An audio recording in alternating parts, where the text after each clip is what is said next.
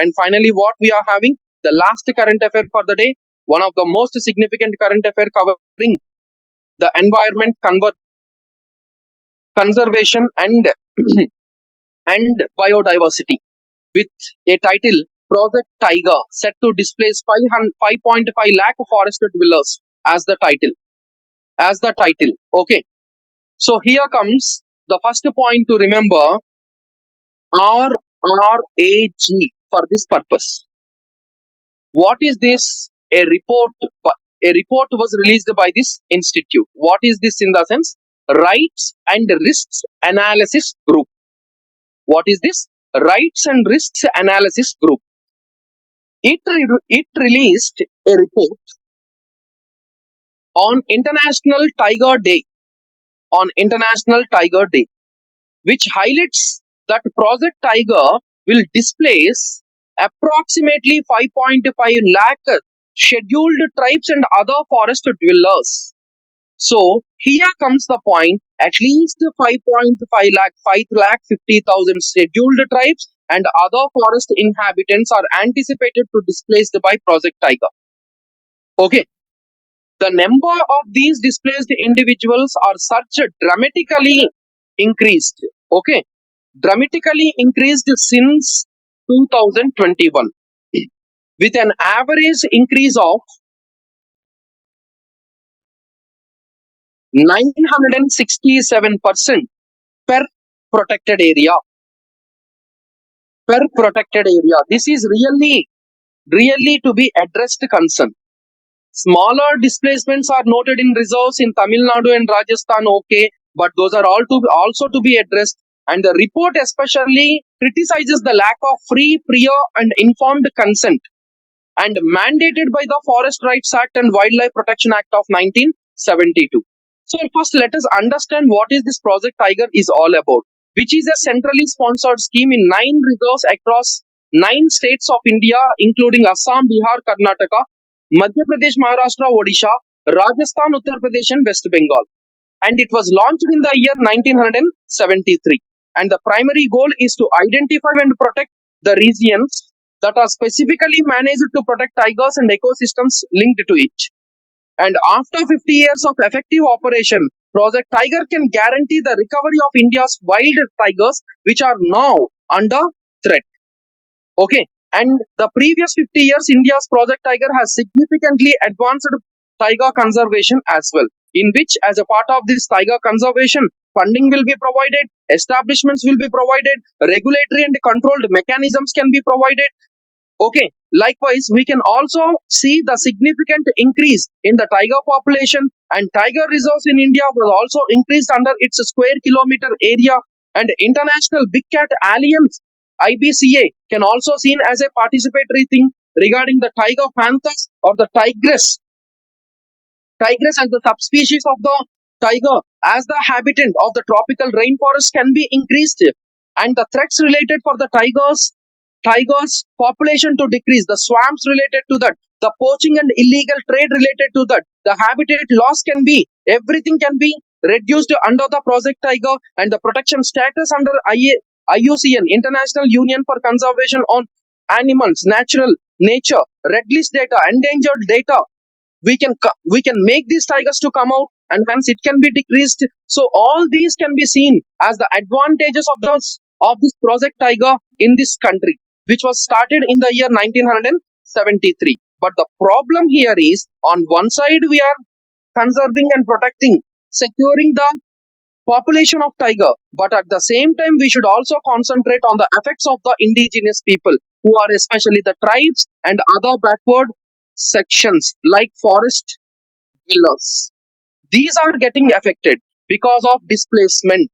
Local communities are uprooted, creation of tiger reserves because of this, without providing no rehabilitation measures were provided to them. Displacement was increased dramatically since 2021, as we have discussed previously, that of an around 967% got increased. Okay, 967% got increased, where in number 48,333 people has displaced in each reserve, per reserve. because of which loss of livelihood, tribal communities who directly depending right from their ancestral lands are going to lose, and the primitive occupations like hunting, fishing and food gathering are completely got decreased, and the victims frequently endure severe violations of the human rights, and the extrajudicial executions, forced displacements, torture and other violent acts by the state is not to be encouraged. Not only that, it is also disturbing the cultural identity of these people, where relocation affects their burial grounds, polling sites, and cultural customs, which is a loss for the significant loss for the indigenous knowledge regarding forests and wildlife. And more importantly, nowhere they are getting consulted, and with the name called development, they are getting displaced, which is to be condemned as of now, as those are violating the human rights and the constitutional provisions guaranteed under the law.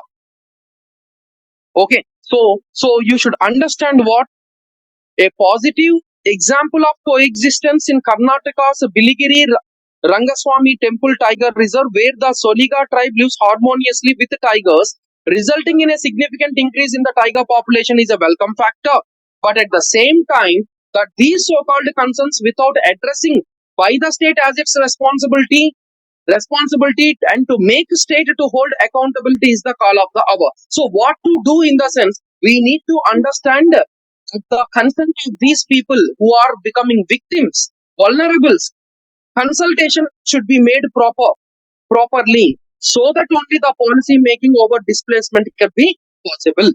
Rehabilitation immediately to be provided for those affected people.